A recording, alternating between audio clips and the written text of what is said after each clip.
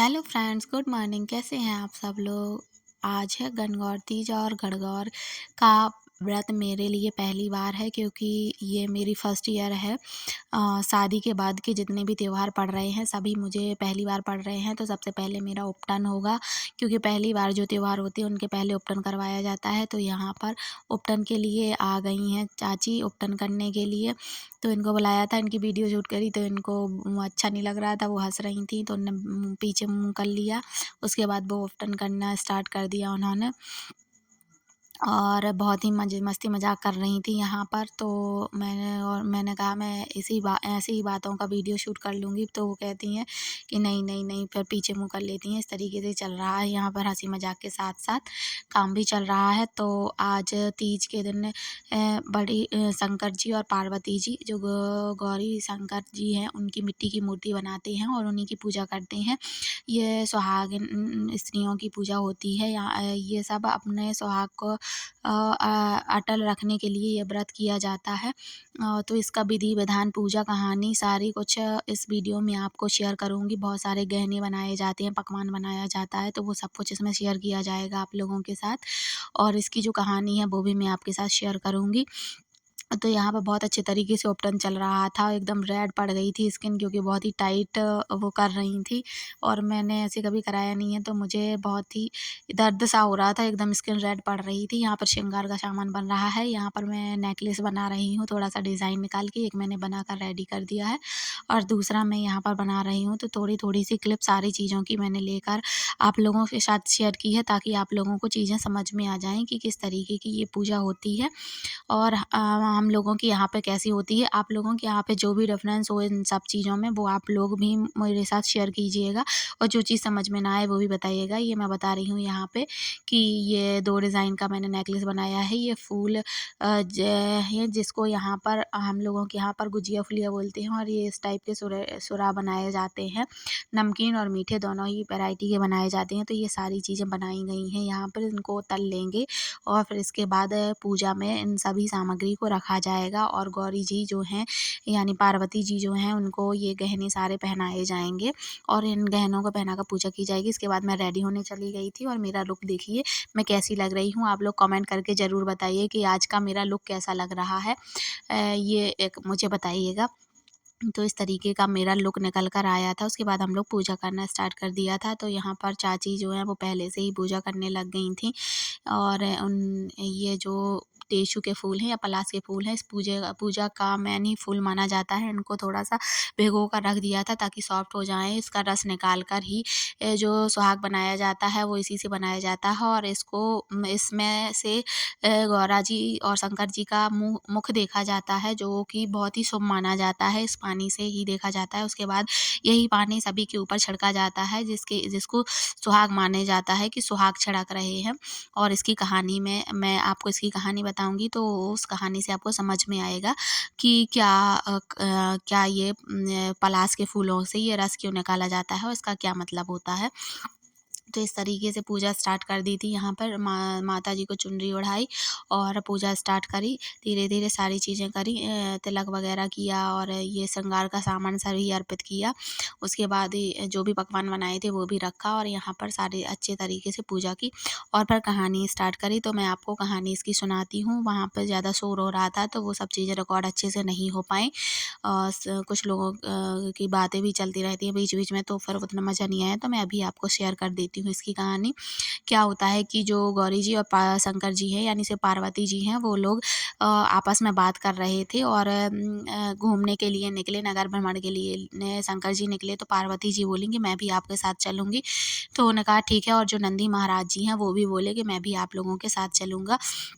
तो इस तरीके से तीनों लोग नगर भ्रमण के लिए निकले। तो क्या हुआ कि जो नंदी जी हैं उस पर शंकर जी बैठ गए और पार्वती जी पैदल चलने लग गईं। तो नगरवासी जो थे वो कहते हैं कि देखिए इसे इंसान को शर्म नहीं आ रही है, इतनी सुंदर इसकी बीवी है, इसको पैदल चलवा रहा है और खुद बैल पर बैठा हुआ है। इसको ऐसा नहीं करना चाहिए। तो फिर क्या होता है कि शंकर जी यहाँ पर मैं माता रानी को महावर लगा रही थी, महावर लगाना था और फिर ये महावर बाद में हम लोग भी लगाते हैं, तो वही चल रहा था। तो क्या था वो कहानी मैं बताती हूँ कि शंकर जी ने क्या कहा कि पार्वती जी आप बैठ जाइए और मैं पैदल चलता हूँ, तो उन्होंने कहा ठीक है। फिर क्या होता है कि पार्वती जी बैल पर बैठ जाती हैं और शंकर जी पैदल चलना स्टार्ट कर देते हैं। तो शंकर जी तो सब लोग कहते हैं कि इस स्त्री को शर्म नहीं आ रही है, खुद बैठी हुई है और अपने पति को पैदल चलवा रही है। तो फिर दोनों ही पैदल चलने लग जाते हैं, शंकर जी पार्वती जी दोनों ही बैल से उतरकर पैदल चलने लग जाते हैं। तो फिर कुछ लोग कहते हैं कि देखिए दोनों लोग कैसे पागल इंसान हैं, बैल खाली जा रहा है, उस पर बैठ के नहीं जा रहे हैं, पैदल जा रहे हैं। तो इस तरीके से समझ में आता है कि नगर के लोगों को कितना भी कुछ कर लो, उन लोगों को जब कहना है, जब बुरा ही कहना है, आप कितना भी कर लें, इसलिए अपने हिसाब से अपने अकॉर्डिंग ही चीज़ें करनी चाहिए। किसी के खुश रहने के अनुसार चीज़ें नहीं करनी चाहिए, ये सिद्ध होता है। फिर उसके बाद से पार्वती जी बोलते हैं कि मुझे तो प्यास लगी है, तो मुझे पानी पीना है। तो शंकर जी एक नदी के किनारे पहुँचे और वहाँ पे उन्होंने बोला कि यहाँ पर तुम पानी पी लो। तो जब वो पानी पीने के लिए झुकी तो उनके हाथ में पानी लिया, तो हाथ में पहले पलाश के फूल आ गए, फिर आम का दूसरी बार लिया तो आम का गौर आ गया। तो फिर पार्वती जी को लगा कि ये क्यों हो रहा है, कुछ है आज के दिन। तो उन्होंने शंकर जी से पूछा कि आज क्या है। तो शंकर जी बोलते हैं कि आज गणगौर तीज का व्रत है, जो कि चैत्र मास की नवरात्रि में तृतीया के दिन होता है। जो चैत्र मास की नवरात्रि हो उसकी तृतीया को यह व्रत किया जाता है। तो उसी के व्रत में उसी के उपलक्ष्य में आज के व्रत रखते हैं। तो उन्होंने कहा ठीक है, आज व्रत रखते हैं। तो फिर पूजा करने के लिए नगर में ढिढोरा पिटवा दिया गया कि शंकर जी पार्वती जी आए हुए हैं और पूजा के लिए बुलाया जा रहा है। तो कुछ लोग ऐसे ही भागते चले गए सीधा, बिना ही कुछ किए, बिना कुछ बनाए खाए पिए, सॉरी कुछ भी बनाए हुए कुछ भी सामान नहीं लिया और ऐसे ही चल दिए गए। तो पार्वती जी ने क्या किया कि जो ये टेसू के फूल हैं उनका सुहाग बनाया और बड़े बड़े गंगान जो होते हैं उनमें रखा और सभी के ऊपर छिड़क दिया। तो सारा ही सुहाग उन्होंने छिड़क दिया पूरे सभी लोगों पर। और जो ऐसे ही जल्दी से आ गए थे, सिर्फ नहाया और आ गए, कुछ भी तैयारियां नहीं की, बिना तैयारी किए हुए आ गए थे। तो पार्वती जी ने समझा कि सभी लोग आ गए हैं, सभी एकत्रित हो गए हैं, तो ये पलाश के फूल से जो रस निकाला, उसका जो सुहाग बनाया पार्वती जी ने, वो सभी के ऊपर छिड़क दिया। तो इसका मैं यहाँ पर रस निकाल रही हूँ और उसमें पहले पार्वती जी शंकर जी का मुख देखते हैं, उनके मुख को देखते हैं, उसके बाद ही इसको छिड़क कर सुहाग लेते हैं। और बाकी जो ब्राह्मण